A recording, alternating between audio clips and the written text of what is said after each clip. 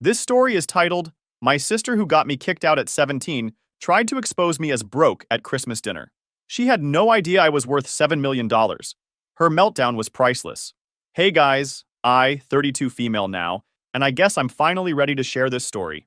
Not fishing for sympathy or anything, but maybe someone going through similar family BS might feel less alone reading this. When I was 8, everything in my life changed. That's when my sister Lily was born, 2 months premature. I remember waking up to my dad rushing out the door in the middle of the night while my Aunt Jenny stayed with me.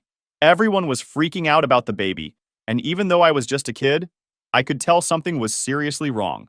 Lily survived, obviously, but she was super fragile when they brought her home. Our house basically turned into a mini hospital overnight. Mom was constantly cleaning everything, and the place always smelled like those medical wipes and hand sanitizer. But the worst part was how I suddenly became a threat to my own sister. If I made even the tiniest sniffle or cough, Mom would completely flip out. Sarah? Was that a cough I just heard? She'd ask, looking at me like I was carrying the plague or something. We can't take any chances with Lily. Pack your backpack. You're staying at Grandma's for a few days. This happened all the time. I spent so many nights at Grandma's or Aunt Jenny's place that I had my own toothbrush and pajamas at both houses. At first I thought it was kind of cool, like mini vacations where I got to eat ice cream for dinner sometimes. But after a while, even my 8-year-old brain figured out what was happening. I was being pushed out of my own home because Lily was the priority. I still remember sitting in Grandma's guest room one night, crying because I just wanted to sleep in my own bed. I missed my stuffed animals and my nightlight, and just the feeling of being in my own space, you know? As I got older, I tried literally everything to get my parents to notice me. I worked my butt off in school and got straight A's. I stayed up late studying and won the district science fair in 5th grade with this project about plant growth and different types of light. I was so excited to show my parents. They barely acknowledge it. And the thing is, I don't even blame Lily for any of this. She was just a baby, then a little kid. It wasn't her fault. But as the years went by, the pattern just got more and more obvious and painful. By middle school, I was desperate for any scrap of attention. Once, I aced a tough math test, and the teacher even wrote that I had exceptional talent. I showed it to my dad, hoping for a little recognition. He barely glanced at it and said, "Math comes easy to you. You should be getting perfect scores," then went back to helping Lily with her basic multiplication. I just went to my room and cried into my pillow. Family get-togethers were worse. My parents would gush over Lily's smallest achievements. Lily learned a new song, but when someone asked about me, "Sarah's doing fine in school," like I was a background character in my own life. So I started spending a lot of time alone in my room reading books. At least the characters in books noticed me in a way. Sounds pretty pathetic now that I'm typing it out, but that's how I coped back then. Every birthday, I'd get my hopes up that this would be the day I mattered. And every year, something with Lily would take priority. On my 12th birthday, Lily had a dance recital scheduled for the same day. Guess which one was more important? So my party was just a quick cake after we got home from her recital. My parents were tired from the big day and went to bed early. I sat alone in the kitchen eating leftover cake, watching the candles melt into the frosting. And let me tell you, when you grow up feeling invisible in your own home, you start to believe that's all you deserve. You start to think maybe there's something wrong with you, not with how they're treating you. By the time Lily turned 7, she wasn't even sick anymore. Like, at all. Completely healthy kid, running around, no problems whatsoever. But my parents were stuck in this weird protective mode that they couldn't snap out of. And Lily? That kid figured out real quick that she had power over everyone. She wasn't dumb. She'd act all weak and pitiful whenever she wanted something, and it worked every single time. When we were in high school, Lily became a total drama queen, constantly making up stories about how I was mean to her or scared her. I mostly just tried to stay out of her way, but it didn't matter what I actually did. She'd make stuff up anyway because she loved the attention. The breaking point happened when I was 17. I came home from debate team practice really tired and needed to study for a big test. Lily was playing really loud music in the living room, so I went to my room and closed the door. I didn't slam it or anything, just closed it normally because I wanted some quiet to study. About 10 minutes later, my dad burst into my room looking super angry. "What did you do to your sister?" I had no clue what he was talking about. Turned out Lily had run to them crying, claiming I had slammed the door in her face and yelled at her to shut up. Complete lies. But they believed her instantly. No questions asked. They didn't even ask for my side of the story. Mom and Dad went ballistic. Dad ranted about how my hostility and aggression towards sweet Lily were getting out of control. Mom acted like I was some kind of threat, saying she was genuinely concerned for Lily's safety and that my outbursts had been building up for months. Outbursts? I barely even spoke at home anymore. But Lily had been planting seeds for weeks, twisting little things to make me look bad, like claiming I gave her dirty looks or that I was always in a bad mood. They weren't hearing me. I tried to explain, but it didn't matter. Lily stood in the hallway, arms crossed, that faint smirk just for me. She knew exactly what she was doing. Dad's face was red. Your hostility toward Lily is out of control. Hostility? I closed my fucking door, I snapped. That's it. But of course, you believe her. You always do. She wouldn't lie about something like this, Mom said sharply.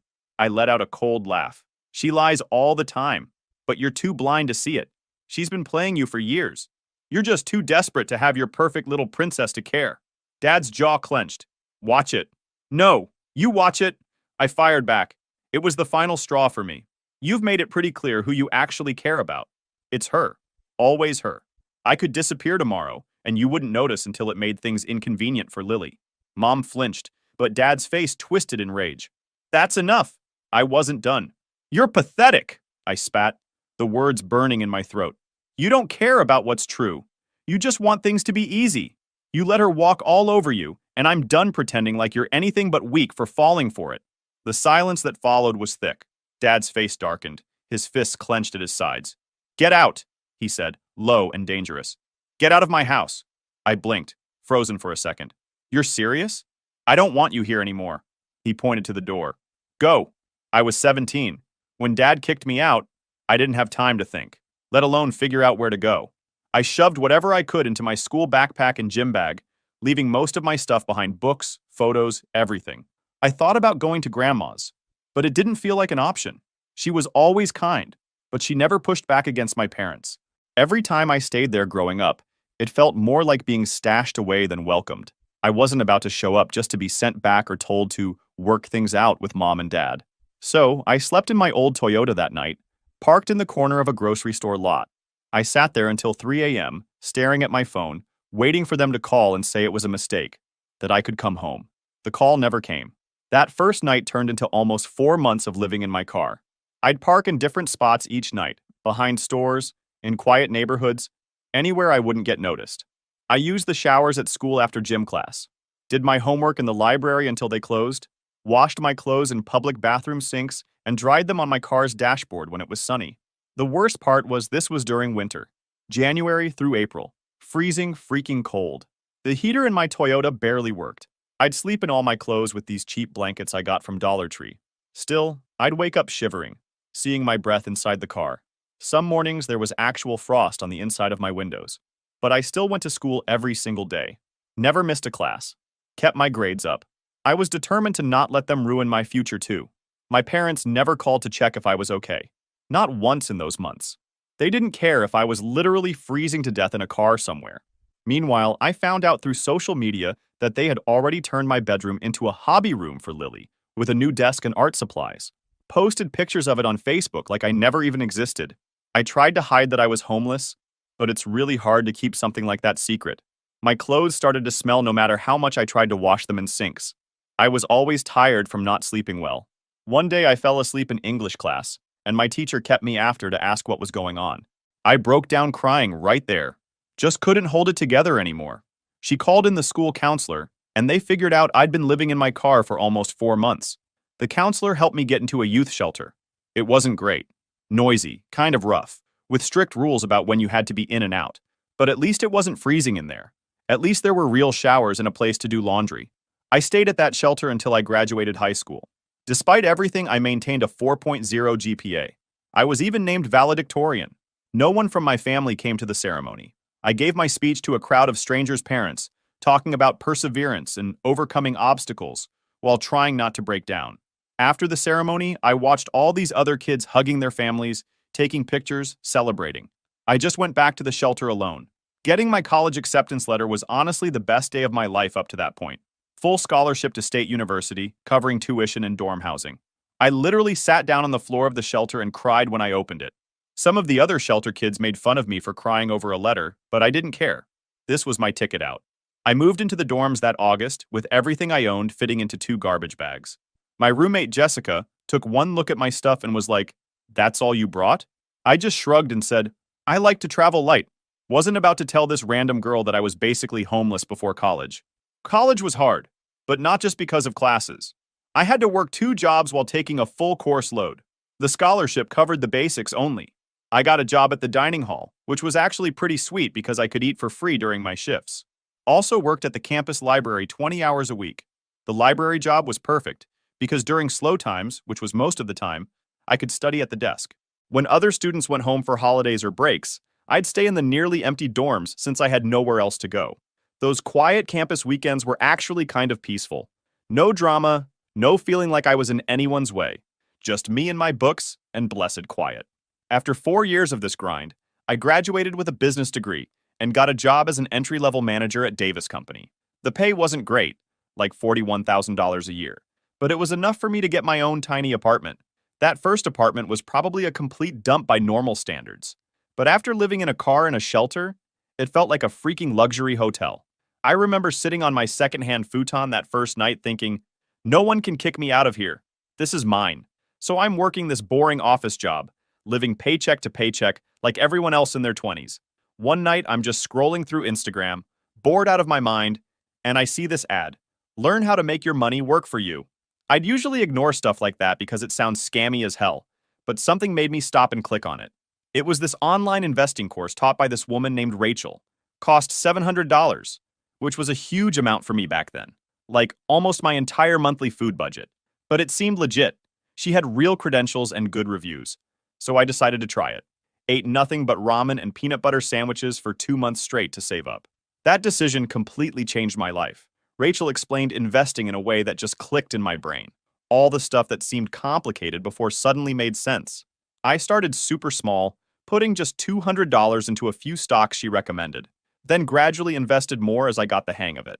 I became obsessed with learning everything about the market, read every article and book I could find, watch tutorials on YouTube, spent hours studying company reports and financial statements. My first big break came when I found this small tech company nobody was talking about, did tons of research, really believed in what they were doing, and put in $500, which was a huge risk for me back then. That investment grew to $4,200 in just 4 months when they announced a new product line. Then I rolled most of that into a biotech startup that had this promising cancer treatment in early trials. Again, it paid off big time. Tripled my money in about 6 months. The weird thing was, I kept my regular job as cover. I'd be sitting in these mind-numbing meetings about quarterly goals or whatever, while secretly checking my investment app under the table. My boss would be droning on about a 3% increase in customer retention, and I'd be trying not to react when I saw one of my stocks had jumped 30% in a day. Every extra dollar I made went straight into investments. I never upgraded my life at all.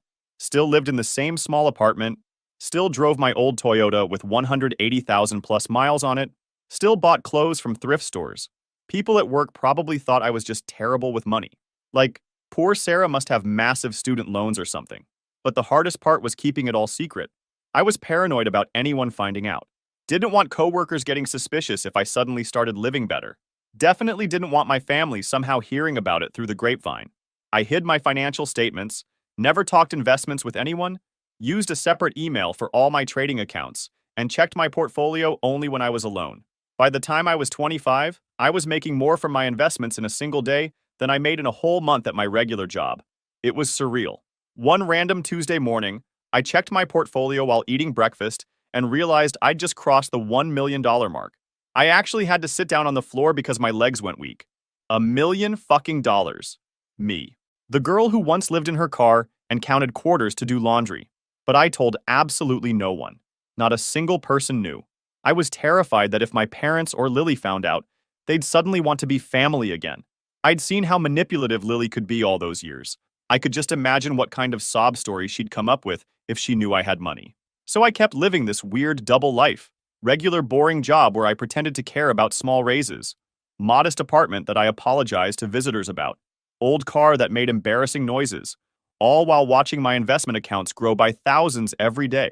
Sometimes I'd sit in my apartment at night, laptop open to my accounts showing numbers that seemed completely unreal, and just laugh at how absurd it all was. I'd be at work earlier that day pretending to be excited about a $600 annual raise, then come home to see I'd made $20,000 in a single day from a good investment move. My coworkers would complain about not being able to afford vacations, and I'd nod along like, yeah, times are tough, while sitting on enough money to buy the whole company building. I'd go out with friends and we'd split the check down to the penny, and I'd act like that $3.50 for tax and tip really mattered to me. The secret started to weigh on me, though. When you're hiding something that big, it creates this weird distance between you and everyone else. I couldn't talk about what I was really passionate about, investing. Couldn't explain why I sometimes seemed distracted, because a stock was tanking. It was lonely in a way that's hard to explain, and it had been almost 8 years since I'd talked to anyone in my family. 8 years of spending holidays alone, celebrating birthdays by myself, just me and my secret bank accounts. I'd basically decided long ago that I was done with all of them forever. Like, completely written them off. Then out of nowhere, Aunt Jenny contacted me on Facebook. She sent a message saying she'd been thinking about me and asked if we could get coffee. Jenny was always the only one who'd been nice to me growing up. She'd actually slipped me birthday cards with $20 in them when I was a kid, and once bought me new shoes when mine fell apart and my parents wouldn't replace them. So, against my better judgment, I said yes to coffee. We met at this Starbucks near my office. It was weird seeing her after so long. She looked older, gray hair now, but still had the same kind smile. After some awkward small talk about her job and how the rest of the extended family was doing, she got to the real reason for wanting to meet. Your parents are having some money problems, she said carefully, watching my reaction like she was worried I might explode or something. Your dad got laid off from his job about 6 months ago. They're saying it was downsizing, but honestly, I think he just couldn't keep up with the younger guys. And Lily, she paused, sighing. Well, she dropped out of that expensive college they were paying for. Carleton, I think it was called. I felt absolutely nothing when Jenny told me about their money problems. No happiness, no sadness, just nothing. Like hearing about strangers on a TV show I didn't watch. She said they'd been asking about me lately, wondering how I was. Sure, more like wondering if I had money they could use. I kept it simple, told her I was fine, still working my regular job. She looked relieved, probably thinking I'd been living under a bridge. Then she suggested I come to Christmas. Said it might be nice to reconnect.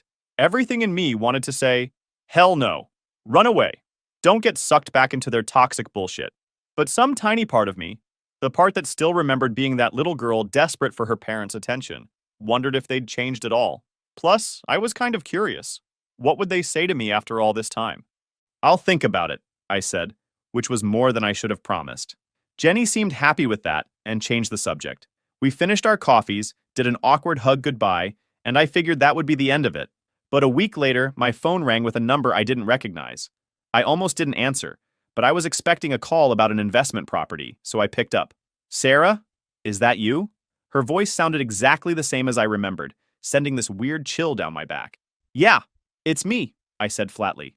Oh, sweetheart, we've missed you so much, she gushed, like we'd been separated by some freak accident and not because they literally kicked me out of the house for closing my bedroom door. Jenny said she saw you. You're working at Davis? That's wonderful. We'd love for you to come to Christmas dinner. Everyone will be there. The fake cheerfulness in her voice made me want to throw up. Why now, Mom? I asked coldly. Why contact me after all these years? Oh, Sarah, don't be like that. Family is family. Water under the bridge. Lily asks about you all the time. That was such an obvious lie, it was almost funny. Lily hadn't given a shit about me since we were little kids. She was probably just running out of people to mooch off of now that her college dreams crashed and burned. Does she? I said, not hiding how skeptical I was. Of course. She's matured so much, Sarah. We've all had time to reflect. Please say you'll come to Christmas. It would mean so much to all of us. Against all logic and self-preservation instincts, I agreed. Maybe it was the loneliness talking, that hollow ache that never really left. Or maybe I was just craving some kind of closure, or hoping, against every ounce of reason, that they'd changed. Or maybe I just didn't want to feel so empty anymore. Fine, I'll come to Christmas dinner. Oh, that's wonderful news. I'll make your favorite dessert. Do you still like chocolate cake? I almost laughed. My favorite dessert had been apple pie since I was like 10. She didn't even know the most basic things about me. Sure, chocolate cake is fine, I said. No point in correcting her. I hung up feeling weird. Later. Sarah, honey, we're in a bit of a tight spot, Mom said, trying to sound casual. The mortgage is behind, and with Lily's student loans, and there it was. The real reason for the family reunion. Not, we miss you or, we're sorry we were terrible parents. Just, we need money. How much? I asked coldly. Just $3,000 would help us get through this month, she said, trying to sound desperate but also entitled, like I owed them this. We'd pay you back, of course, once your father finds a new position. I thought about my investment account, now worth over $7 million. I thought about freezing in my car all those winters ago. I thought about them turning my bedroom into Lily's hobby room while I was literally homeless. Part of me wanted to tell her to go to hell, but another part wanted to see how this would play out. Would they actually be grateful? Would they finally see me as valuable? Or would they just take and demand more? I can send $1,500, I said. That's all I can spare right now. A complete lie, obviously, but I wanted to see their reaction to getting less than they asked for. She sounded disappointed, but accepted. That would be helpful. Thank you, Sarah. I set up a monthly transfer, telling myself it was just an experiment, just to keep an eye on them. But honestly, some broken part of me still wanted them to finally see me, to finally be proud of me, to treat me like I mattered. The transfer went through the next day. Mom called to thank me, but it was brief and a little cold, like she was annoyed I hadn't sent the full amount she'd asked for. Dad never called to say thanks at all. Over the next few weeks, I got a few texts from Lily. Super fake, overly friendly, asking how I was doing, saying she missed her big sis. I responded minimally. She never once apologized for her role in getting me kicked out. Never acknowledged any of the past hurt. Just acted like we were best buddies who'd lost touch. One night she texted, "Oh my God, did you hear Dad's car broke down? They can barely pay bills already and now this? So stressful for all of us." The hint was about as subtle as a brick to the face. I didn't respond. As Christmas got closer, I started getting more and more anxious. What was I walking into?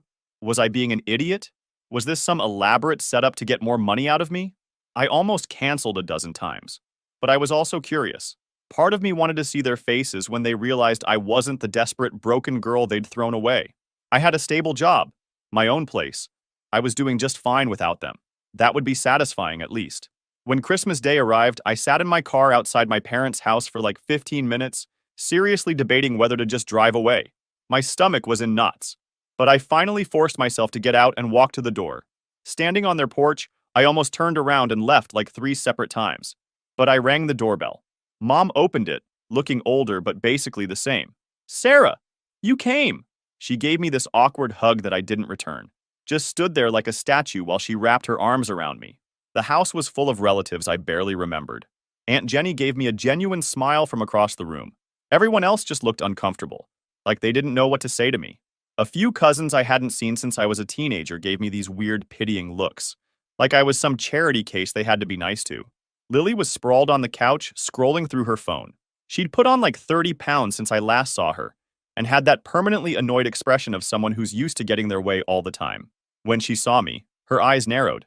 "Well, look who it is. Still wearing the same cheap clothes I see," she said, eyeing my outfit. I was wearing a simple sweater and jeans. Nothing fancy, but not exactly rags either. "Nice to see you too, Lily," I said flatly. Dad nodded stiffly from his recliner. "Your mother says you've been helping us out financially." "That's good." I just nodded. I didn't know why they were acting nice exactly, but I'd been sending them $1,500 a month for 3 months now, curious to see if it would change anything between us. Dinner was this weird performance. Mom made a big show of serving me first, making comments about how wonderful it was to have the whole family together again. But every other sentence was about Lily. Lily almost finished her degree, you know. She's just taking a little break. Lily's been offered several positions. She's just waiting for the right opportunity. I noticed Lily watching me closely whenever money came up, like when Dad mentioned their roof needed repairs, or when Mom talked about Lily needing a new car for job interviews. She was studying my reactions, probably trying to figure out exactly how much money I had. I kept my face neutral, just nodding sympathetically like any normal person with a modest income would. After dinner, Mom brought out a chocolate cake. "I made your favorite," she announced proudly. I didn't correct her that my favorite had been apple pie since I was 10. I just thanked her and took a small slice. That's when Lily started in. "So Sarah, how's that tiny apartment of yours? Still in that sketchy neighborhood?" "It's fine," I said. "And that old Toyota? Still running? Must have what? 200,000 miles on it by now." She pressed, a mean little smile playing at her lips. "Something like that.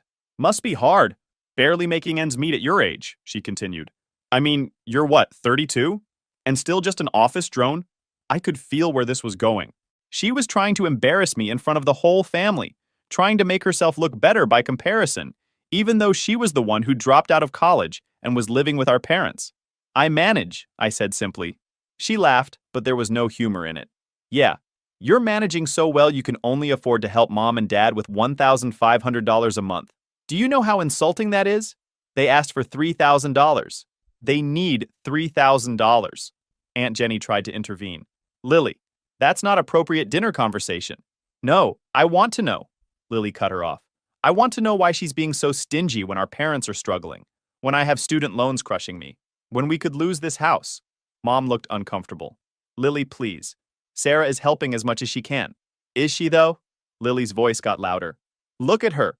Always been cheap, always pinching pennies with those secondhand clothes and that discount haircut. She's obviously holding out on us. She could help more, but she's just being selfish. It's pathetic. Lily, that's enough, Dad said, but without much conviction. But Lily was on a roll now. I know how much you make, Sarah. You can definitely afford more than $1,500 a month. You're just being selfish. The table went quiet. I realized Lily had planned this ambush all along. How much do I make, Lily? I asked calmly. What? You said you looked me up, so tell everyone exactly how much I make. She faltered slightly before regaining her confidence. Like $55,000 a year, which means after taxes and your cheap apartment, you should have plenty left over to actually help your family. I nodded slowly. Interesting math. It's not math, it's fact, she snapped. You're holding out on us, probably saving for some stupid vacation, while mom and dad might lose their house. Mom jumped in. Sarah, we don't expect you to solve all our problems, but if you could maybe increase your help just a little, and there it was. The whole setup. Lily had convinced them I was being stingy, holding back money I could easily give them. You know what? I said, standing up. I need my laptop from my car. I want to show you all something. I went out to my car and grabbed my laptop. When I came back in, Lily had a smug look on her face, probably thinking she'd embarrassed me into coughing up more money. I sat down, opened my laptop, and logged into my investment account. Then I turned the screen toward them, showing the balance. $7,243,158.65. This is what I've built while you all thought I was just scraping by at some office job. This is what I've accomplished with zero help from any of you. The silence was deafening. Mom's face went white. Dad's mouth hung open. But Lily looked like she'd been slapped. She stared at the screen, then at me, then back at the screen. Lily was confused as hell. That's impossible. You drive a Toyota. You shop at Target. She saged, I grinned. Yeah, because unlike some people, I don't treat money like Monopoly cash. See, I learned that it's smarter to invest in my future, not drop out of an expensive college and expect someone else to pick up the bill. Mom's brain must have rebooted because she suddenly slapped on this weird, overly excited smile. Oh, Sarah, this is just wonderful news. We always knew you'd do well. Always said you'd make something of yourself. Dad nodded like a bobblehead. That's my girl. Always had a good head for business. Yeah, sure, Dad. You were probably just telling the neighbor last week how proud you were of me while asking if they knew a good pawn shop. Lily was still staring at the screen, and I could practically hear the math equations flying through her brain. She finally looked up, her eyes shining with that special kind of greed that belongs on a documentary about gold diggers. We're family, Sarah, she said, and her voice was all soft and sweet, like she was auditioning for a Disney princess role. Family supports family, and I've been having such a hard time. Oh, family. I tilted my head. Funny, I don't remember being family when you lied and got me kicked out at 17, or when I was freezing my ass off in my car while you were redecorating my bedroom. Must have missed that group hug. That was years ago, Lily whined. I was just a kid. You were 15, Lil, I said, tilting my head. Old enough to know the difference between helping mom and throwing me under the bus for your own gain. Congrats, though. You really nailed it. I turned to my parents. And you two believed her over me, no questions. Just tossed me out like last week's leftovers. Didn't even check if I survived. But oh, now that you think there's money, suddenly I'm family again? Touching. Mom's tears were instant. Impressive, honestly. We made a mistake, she sniffled. But we can fix this. We can be a real family again. I chuckled, slow and cold. A real family? Yeah, because nothing screams love like showing up after 8 years to ask for cash. And then, just for dramatic flair, I pulled out my phone, opened my banking app, and canceled the monthly transfer right there. Oops. Looks like you'll have to find someone else to leech off. I'm done. Lily's sweet act dropped faster than my patience. You selfish bitch! After everything we've done for you. I was baffled, like I needed a minute to process the audacity. Everything you've done for me? Like what? Kicking me out? Turning my bedroom into your art studio before my side of the bed even got cold? Or was it the years of zero apologies and radio silence while I survived on instant noodles and library Wi-Fi? She opened her mouth, but nothing came out. Just some incoherent sputtering, which was about as much as I expected. I shut my laptop with a loud snap and stood up. I'm leaving. Don't call me, don't text me. In fact, pretend I died. It'll be easier for everyone. I made it halfway to the door before Mom came running, her hand reaching for me like she could physically pull me back into their web. Sarah, wait! We're your parents! You owe us! I turned, smiling coldly. I owed you nothing when you threw me out like garbage. I owe you even less now. Dad, never one to be outdone, called after me. You ungrateful little... I spun back so fast, he shut up mid-sentence. Ungrateful? For what? For being kicked out? For freezing in my car while you redecorated my room? For being ignored and discarded for 8 years until my bank account got interesting? No apology. Just blank, guilty stares. I opened the door and left. As I shut it behind me, I felt something inside me click into place, like a door slamming on an entire chapter of my life. Walking to my car, I glanced back once. Lily was watching me from the window, her expression this weird cocktail of shock, fury, and panic. The kind of look someone gives when they realize the ATM just ate their last card. I was barely through my apartment door when my phone started blowing up. Lily was calling nonstop, switching between leaving nasty voicemails, "You think you're so much better than us now?" and fake apologetic ones. "I'm sorry I got upset, I was just shocked." Mom texted about 50 times, starting with guilt trips and ending with straight-up demands for money. Dad left fewer messages, but his were the most threatening, talking about legal obligations and how I'd regret this decision. I blocked all their numbers that night, but it was just the beginning. 3 days after Christmas, I came home from the gym to find Lily sitting in her car outside my apartment building. When she saw me, she jumped out and rushed over. "Sarah, please, can we talk?" she asked, looking desperate. "I'm sorry about Christmas. I was just surprised, that's all." "There's nothing to talk about," I said, trying to move past her. She grabbed my arm. "You don't understand. I'm in real trouble. The student loans are not my problem," I finished for her. "Let go of my arm." Her face changed instantly, the fake sweetness replaced by the same mean expression I remembered from childhood. "You always thought you were better than me, didn't you? Even when we were kids. And now you think because you have money, you can just ignore your family? Lily, we haven't been family since the day you lied and got me kicked out." "Oh my God, are you still hung up on that?" she sneered. "It was one little lie. How was I supposed to know they'd go nuclear?" I stared at her, stunned by her complete lack of remorse. "You knew exactly what you were doing. You wanted my room, you wanted all the attention, and you got it. Congratulations." "I didn't know you'd end up homeless," she protested, but I could tell she was lying. "And anyway, look how well it worked out for you. You're rich now. No thanks to any of you." Her face got ugly then. "You know what? Mom and Dad are right. You owe us. And if you don't help us voluntarily, we'll make you." "Is that a threat?" "It's a promise. Dad's already talking to lawyers. You have a legal obligation to support your parents in their old age. It's called filial responsibility. Look it up." I actually laughed. "Tell Dad to save his money on lawyers. Those laws only apply in certain states under very specific circumstances, and none of them apply here."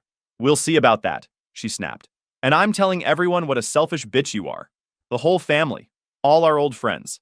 Everyone will know." "Go ahead," I said calmly. "Tell them I won't give my abusive parents money. Tell them I won't fund your dropout lifestyle. See who actually cares." After she stormed off, but their campaign didn't stop. Mom went on Facebook with a dramatic post about her troubled daughter abandoning her struggling family, playing the victim card hard.